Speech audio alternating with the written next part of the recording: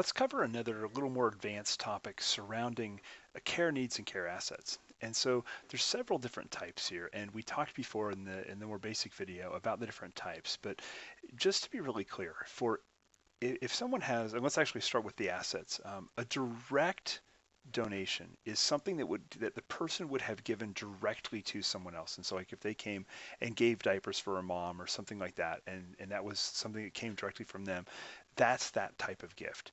Again, in kind is something like dental work or some kind of service this person can provide.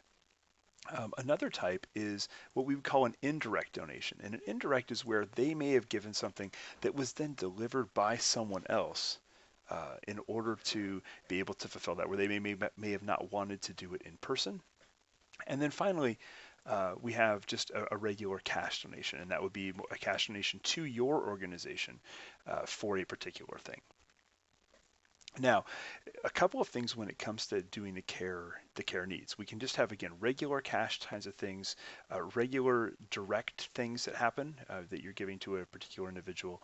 And then the in-kind, actually, in this case, so if you see this in-kind donation, and again, you would never really have a person whose care asset, they would use their own care asset for their care need. But just to make it really clear what's happening here, in this case, there was $1,000 worth of dental work done or provided, or somebody had that asset and they wanted to donate that. And here you can see that this has been donated, but only up to $500. So you only used half of it. Now, if I were to go to, and actually let's go to someone else, let's move to another person. And here I'm going to have to set him up as a person so they have some care needs. And right here I can add a disbursement and I could choose in kind.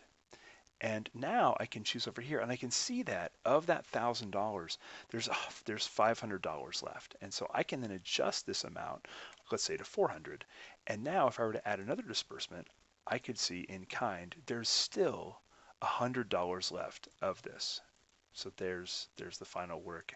Now there's some other ways to handle the type of giving this is, and so it could cover different things if you want to be able to categorize some of the gifts in a more specific type of fashion. So this is a way to do that. You can see that on the settings screens, and also this asset categories is also there. And so if you wanted to be able to track, like for example, who could cover maybe some utility bills, oftentimes folks have relationships with the local utility provider to be able to provide some relief for the people that they care for.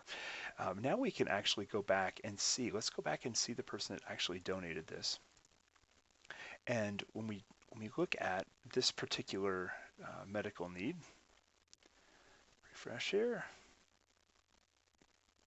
Mr. Madison, and we can now see that this has been totally used. And we can see who it's used by, and we can then see all of the folks who use this particular bit of dental work. So really nice ability to go in and monitor this and know when things are done, and that way you can even report back to the person and say, hey, thank you, and send a follow-up note. So I think that covers in a little more depth the information on care needs and care assets.